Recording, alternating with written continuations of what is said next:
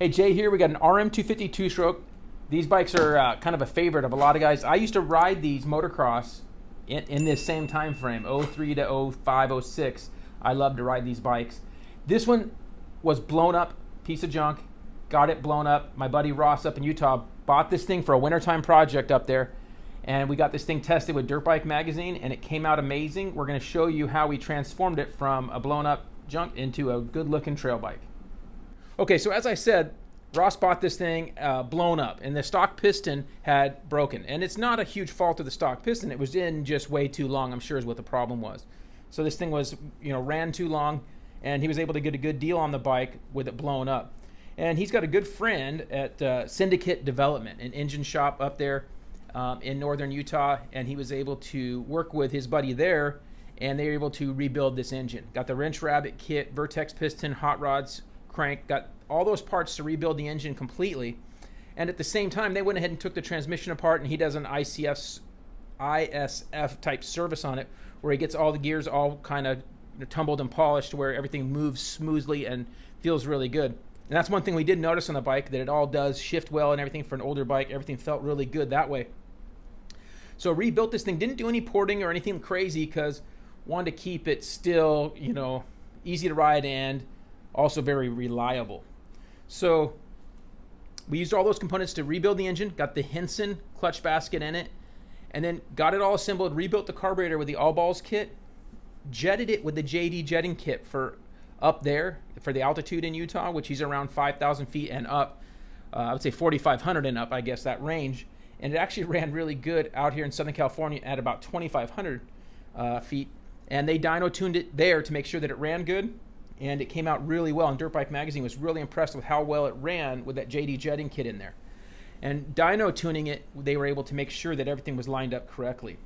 So the only other modifications would be the V-Force reed cage, which the stock ones, can get worn and beat up. So we put the V-Force reed cage with an FMF pipe and silencer, and got the P3 carbon to protect the FMF, and got the power core silencer on the FMF setup. For all trail bikes, it's kind of nice to have a kickstand. I mean, guys outside of trail riding don't realize the importance of it, but having a Pro Moto billet kickstand is good. They're really strong and heavy duty. At the same time there, we added a Tusk shifter. The stock one was pretty worn out, IMS foot pegs, and an IMS tank. While we're talking about IMS, we added a large tank, and it's pretty noticeable how big it is, but it doesn't feel any wider. It holds a lot more fuel. I think we're in the 3-gallon range here. And we got Decal Works to make us up some graphics that covered most of the tank. So it doesn't look quite as kind of ugly as it might typically. And the Decal Works graphics are always nice, and they have a good pattern for this bike on this 03 RM250. Our stock radiators were a bit beat up, so we had ICW in North Carolina straighten them out and strengthen them at the same time. And those came out really nice, as they always do. We have Fast Company bars, and to run the bigger bars on this bike, we had to run larger mounts. We got those from Applied Racing.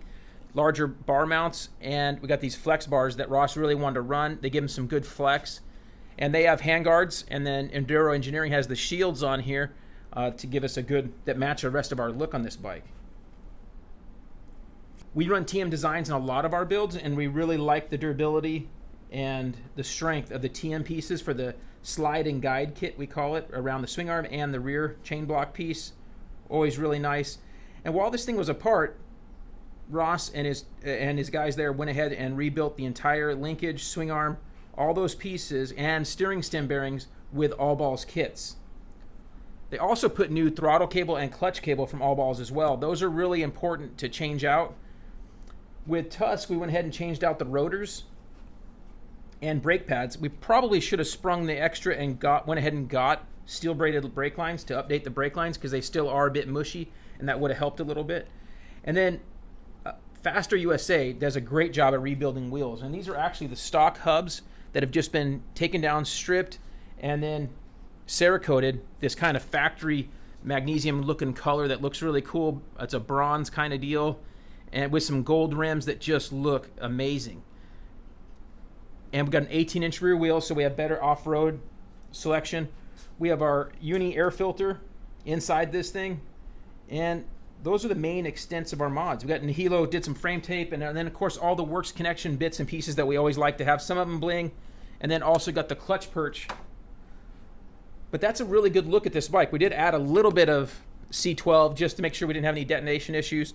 But it is still stock compression, but pump gas nowadays isn't so good. We added like a half a gallon to like 3 gallons of pump gas just to give us a little bit of octane on that case. Topar made some really good pieces for this bike.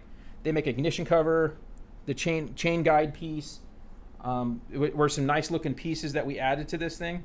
Also a rear rotor guard that we added from them as well. So we were struggling to find a few pieces for an RM250, and Topar came through and they had those pieces. This bike isn't as popular as some other bikes, and so finding some of those pieces, those aftermarket pieces, were a little bit more of a challenge than I thought they would be on a couple of those things. Not as many of those components out there, maybe some stuff has been discontinued by some because they're not selling as many as they used to. Race Tech went through the suspension and set it up for trail use, and so far it felt really good on the trail. Mark Tilley at Dirt Bike was actually pretty impressed that the suspension felt pretty good, so that's really cool. And of course we got our Dunlop AT81 tires, front and rear, and that's how you can build a really cool bike. Now again, we're going to get beat up. Guys go, well, how much did you spend? And I think if you do everything, because we did wheels, which gets very expensive, doing wheels, suspension, motor, you're at $4,000 easily. So you spend $4,000, and you got a bike that maybe you spent $1,000 or $1,500 for. It depends on what kind of shape it was. So you got 55, 6. It's tough to find a good used bike in that range. But a lot of guys want to save up. Does this thing run better than a 17 or 18, 19 KTM 250 XC or 300 XC?